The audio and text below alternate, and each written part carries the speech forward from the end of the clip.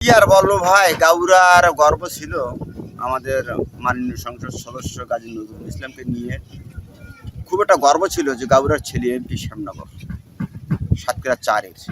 কিন্তু এমন এক পরিস্থিতি, এমন এক কার্যক্রম কাজ হয়ে গেছে যা ধারণার বাইরে, কল্পনা করা যায় না। তা জেনে শুনে দেখলাম যে জিনিসটা আসলেই সত্যি। তারপরে এমন আমাদের হচ্ছে যাতে আমরা গাউরাবাসী, শ্যামনগরবাসী মানে রাস্তায় বেরোলেই খুব ধাপ। কারণ আমাদের গর্ব ছিল, বিশাল গর্ব ছিল।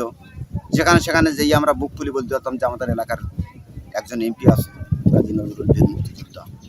কিন্তু পরিস্থিতির শিকারী তার অবস্থাটা আজকে খুব করুণ। তাকে দল থেকে বহিষ্কার করা হয়েছে। ওপর আল্লাহ পাকই জানে আইনি কি আছে না আছে, সংসদ পদ কি হবে, থাকবে কি থাকবে না, এইটা নিয়ে এখন আমরা খুব চিন্তায় আছি।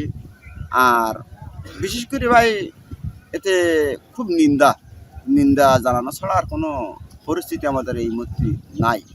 আমরা লজ্জায় আর বাড়ি বেরোতে পারতেছি না।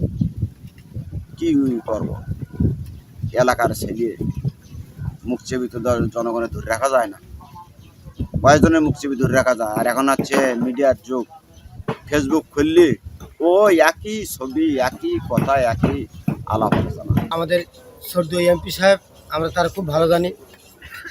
উনি তিনবার এমপি হয়েছেন, কিন্তু আমাদের পানির পুকুরটা খুব, আমাদের পানির কষ্ট। আমরা বাইরে থেকে পানি নিতে নীলডুমুর এবং চাঁদডুমুকে আমাদের পানিটা আনতে হয়, কিন্তু সেই পানিটা পুকুর উনি নিজে করেছেন।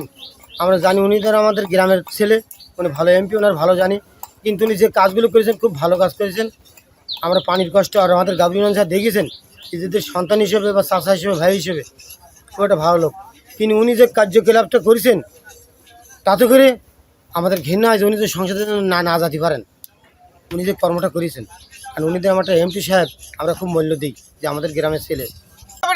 ওর ফাই দিতে হবে, ওর বয়স করে না আসা গুল্লু কেন, ওর সময় একদম শিশুতে গুল্লু কেন, ও তো ওর বয়স ধরে আমার 70-80 বয়স, 20-30 বছর মেয়ে নিতে ইয়ে কর, 10-12 বছর মেয়ে নিতে ইয়ে করতে গেলি কর, সঠিক হোক তাই ঠিক। আমি ওটা ডেটটা ফাঁসি হতে ডেরি।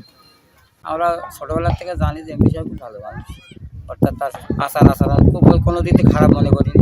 কিন্তু দাঁড়িয়ে এক্ষুনি দেখছি তার কার্যকলাপ খুবই খারাপ। তার জন্য আমরা খুব দুঃখিত, কারণ আমরা এখন যেটা করেছি সেটা মেনে নিতে পারছি না।